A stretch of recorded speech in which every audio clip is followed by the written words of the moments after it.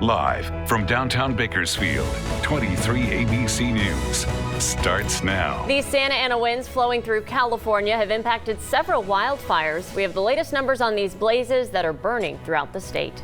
And we have new developments on a Lamont labor camp that plans to house homeless individuals for the winter. We'll tell you who's eligible to seek shelter. And today there's an event that teaches students important life skills. Up next, what you can do to support the cause. Good morning and thanks for joining us for 23 ABC News at 6 a.m. I'm Danielle Kernkamp. And I'm Melissa Flores.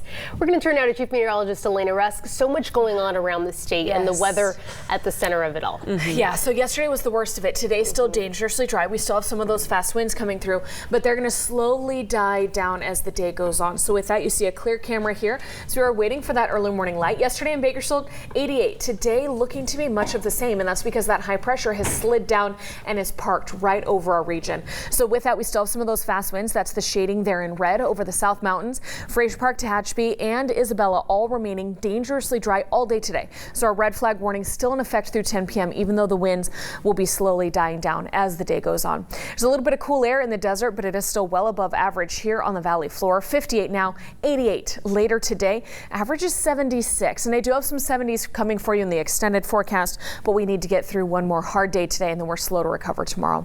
As for our roadways, we're doing okay. Passes are open, but again, keep in mind if you are traveling through the passes, check on the 5 before you head south. The fire jumped the 14 and caused that highway to shut down overnight. The 5 remains open, but we have close eyes on it. And high Santa Ana winds and low humidity impacting several wildfires within the last 24 hours. We have the latest numbers on those fires that are burning in northern and southern California. The Kincaid fire in Sonoma County has grown to 16,000 acres with 5% containment. The fire's north of San Francisco. The Tick fire has scorched almost 4,000 acres. It's also at 5% containment, and that's burning in Canyon Country and parts of Santa Clarita. The Tick fire in Canyon Country has burnt thousands of acres and is forcing school and campus closures throughout parts of LA County. All schools in the Sulphur Springs, Newhall, Saugus, and Castaic Union school districts will be closed because of that fire. College of the Canyons and Moore Park College will also be closed. And all San Fernando school students that are part of the LA Unified School District will not be going to class today due to the poor air quality. Evacuations in Canyon Country are still in place as the Tick fire grows more than 4,000 acres. New developments concerning a plan to temporarily house homeless women at one of 3 Kern County farm labor camps. The Kern County Housing Authority confirming to 23 ABC that they'll be using the migrant farm worker camp facility south of Lamont to house those women during the winter. They will not be using the site that's north of Shafter. This plan was announced by the Housing Authority when they were deciding between the 2 locations. The Lamont Migrant Center will be used as temporary housing for 50 homeless women in the winter months when the apartments are vacant during off-season. The Housing Authority's plans part of an effort to combat the homeless crisis.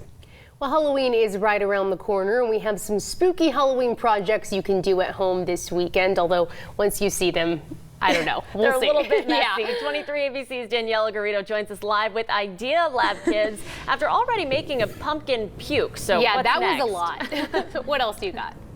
That's right. We did say that it was going to be a spooky pumpkin, but it did look a little like a pumpkin puking. We were talking about that too, guys, so I'm glad you noticed. But we have our gloves on this time, so that's when you know things are going to get real. We're going to be doing a slime, and so I'm kind of going to let Melanie and Jasmine. Melanie explain to us what are we going to be doing, and Jasmine's going to be kind of mixing everything. So we're going to be making slime. Slime is very, very popular with our young kids in the community. So what slime really is, it's a polymer. The best way to describe polymers is something like trains that are connected. So we are going to be using some natural polymers. So a natural polymer that we're going to be using today is going to be liquid starch. We're also going to be using water. And we have colored it green so that we can see it. And then we will also be using glue. Great. So start mixing? Yeah. Let's get our mixologist over here. So the consistency is going to be very, very wet, and that's to be expected. As you work with it in your hands, it will start to bind, and that is the true essence of what a polymer is. Cool. Now I just really want to stick my hand in there. Is that okay? Yeah. Okay, I'll help you real quick. So what do we want the consistency to be like? Just like strong? We want it to be, you want to feel that it's starting to bind. It's going to be wet, so the consistency right now is that of about eggs. Okay. A little bit firmer than, runny eggs is kind of what we're looking for this particular project. Great. Thank you. Okay, so that's the slime that we have right there. Stick with us, and we'll be putting that slime into one of these pumpkins. For now, we're live at the Kern County Museum. Daniela Garrido, 23 ABC News, connecting you. Well, you're probably getting your costumes ready for yourself and for your family this Halloween, but does that include your furry friends as well? Well, some pets can't stand them, while others look completely adorable in them. You guys have been voting on this all morning. We have 80 votes so far. Let's see where we're at. 44 of you said absolutely not. 36 of you said yes. So that's not too far off. So we're looking to see if you guys can send us some of your pictures of your pets in their costumes. Go ahead and just comment them below on our 23 ABC Facebook page. We'd love to share them on air here on Halloween. Love that. Well, you can toast and taste the season at the Buena Vista Edible Schoolyard Garden this weekend. The Edible Schoolyard program teaches kids to harvest and cook on site. Cooking demonstrations will take place at the event, which starts today at 6 p.m. Organizers say toast and taste will be a different experience that attendees can enjoy. The proceeds raised from this event go toward funding the Edible Schoolyard. Tickets for the event are still available on Eventbrite. Golden Empire Transit is getting ready to give back to the community through a special event today. GET is holding a food distribution this morning. It'll be first come, first serve as GET hands out 350 bags of food. There will be bags of non-perishable food along with produce and bread. Organizers say there will also be a variety of resources available for the community. It's happening on the corner of 22nd and I Streets in downtown Bakersfield from 9 a.m. until noon. The countdown has begun for anyone wishing to join in on this year's 23 ABC Bakersfield Christmas Parade. The deadline's hours away for those of you wanting to participate. The application period will be closing this afternoon at 4:30. Acceptance emails will be sent out next week. 23 ABC's Christmas Parade is slated for December 5th in downtown Bakersfield. If you can't make it out that night, you'll also be able to watch it live on our social media platforms, including on Facebook. Well, in an effort to prevent crimes, the Kern County Sheriff's Office is asking residents and business owners to be the eyes and ears of our community by registering your privately owned surveillance cameras. 23 ABC's Amani Stevens takes a look into this program and how it's benefiting a local store. The surveillance cameras in this market capture almost every angle because there's not just one, not even two, but 32 different surveillance cameras in this market, and they're all registered with the Kern County Sheriff's Office.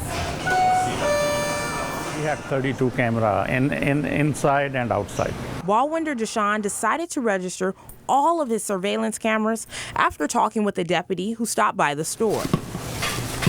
Okay. And registering your camera is voluntary. When an incident occurs, we don't have to go through neighborhoods and stores to see who has cameras. The Sheriff's Office says you will only be contacted if a crime happens in your area. When you call and report that theft, we go to the camera registry and see if there's anyone that has cameras in that vicinity so that we can go ask them if we could have the video for prosecution purposes. And it's an online process. By providing information such as your name, address, and the type of surveillance camera that you own. While Deshaun says not much crime has taken place at his store, thank you. It's a tool that has helped. It was like hit and run in parking lot, and then we record the video for them, and that follow up them to lead to the crime.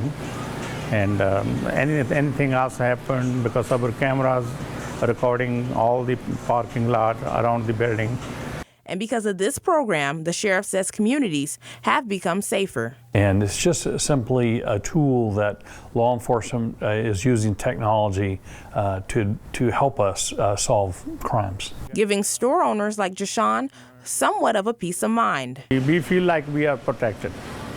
So our customer comes in, they feel they are protected. All right, thank you for that, Amani. So let's take a look at our fire weather warning. Yesterday was the worst of it. We saw blustery winds for the first half of the day, and then they're very slow to die down after lunchtime. With that, dangerously dry air and hot temperatures still in place all day. So this is in effect for our local mountains until 10 p.m. tonight.